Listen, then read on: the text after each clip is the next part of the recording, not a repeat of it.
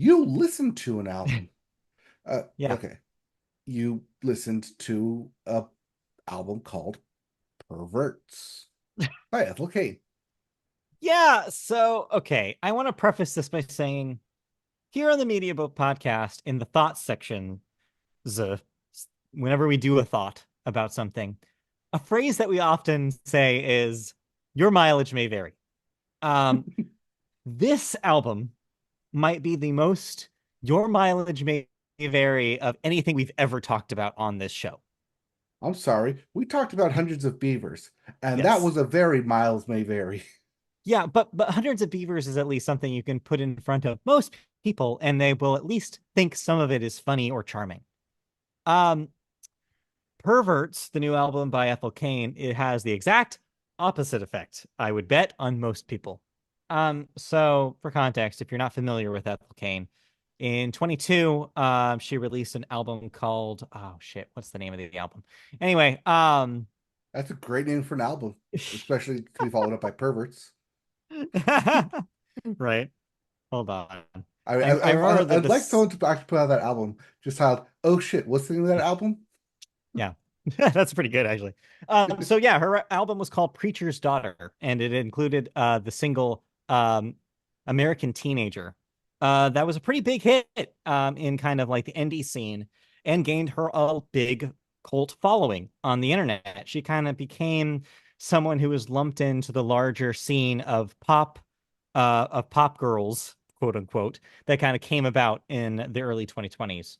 Well, as Chapel Roan has proven in the last year, that is a double-edged sword, that notoriety, because yes, it means that you're bigger than ever and you have name recognition and a big fan army online.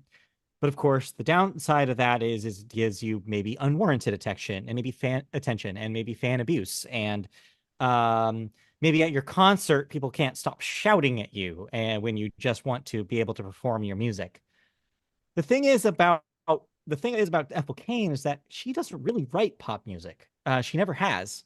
American Teenager is the closest to that, and in itself is like a 5+ minute long ballad.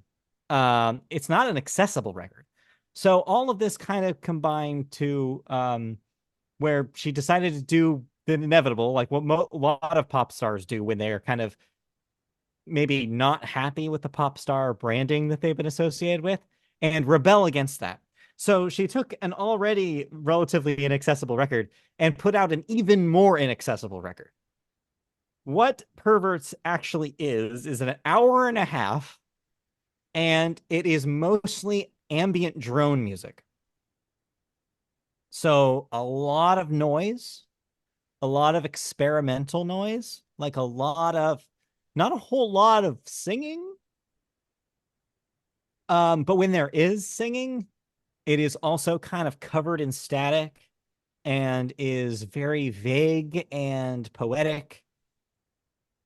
This is not a pop record at all, and it's not even as easy to listen to as her last record.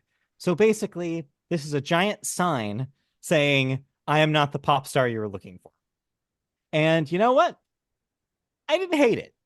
That being said, I have, from time to time been interested in noise music. I mean, I love Sonic Youth, so that's a fact about me. But not everybody can handle that. So just know if you liked American Teenager, if you liked Ethel Cain, if you liked stuff on Preacher's Daughter, just know what you're getting into here. Because, like I said at the top, this is very much your mileage may vary. I think a lot of people who've liked your music in the past will listen to this and not be able to get past the first song. Now, I've listened to me about favorite King Gizzard and the Lizard Wizard, who've also Yes. put out this kind of album where it's a very like jazz riff drone, Mhm. not very melodic and Right. not very vocal heavy album. And that was a very Miles May Vary album as well. Yeah. So kind of the same vein here. I mean, yeah, I haven't listened to that, so I can't tell you from personal experience if it's like this or not. But what you're getting at is, yeah, it's true. A lot of these bands, especially in the indie space, every once in a while they want to do something a little different. They want to do something a little bit more experimental, and this is definitely that. It's important to note though that I guess her management is and her record label are kind of not referring to this as a proper album.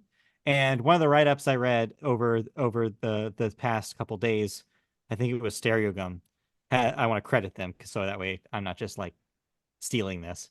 Um, Said that that might be them hedging their bets, basically saying like, hey, if you guys don't like this, if this isn't a popular release, then maybe there will be a proper Ethel Cain follow up to Preacher's Daughter down the line. But I honestly think that this is a kind of a gutsy move to pull. I think this kind of proves like you can't pigeonhole me. Like I'm doing my own thing. I'm doing what I think my artistic statement is, and no amount of fan army on the internet will stop me. And I think that that's admirable, especially in an era where the biggest records aren't taking those kind of risks. Like you have to be Taylor Swift basically on the level on Taylor's level to in order to do have complete creative freedom and put out whatever you want.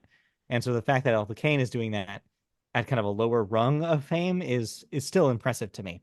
I would love to see Chapel Roan do a similar move, but I don't think she has the capacity. I think she likes pop music too much to put out a drone record. So, but yeah, Probably. that's Perverts. It's fascinating. It's a beefy thing. It's like I said, an hour and a half long. So approach with caution. But if that is anything what I said is interesting to you, then maybe check it out. All right.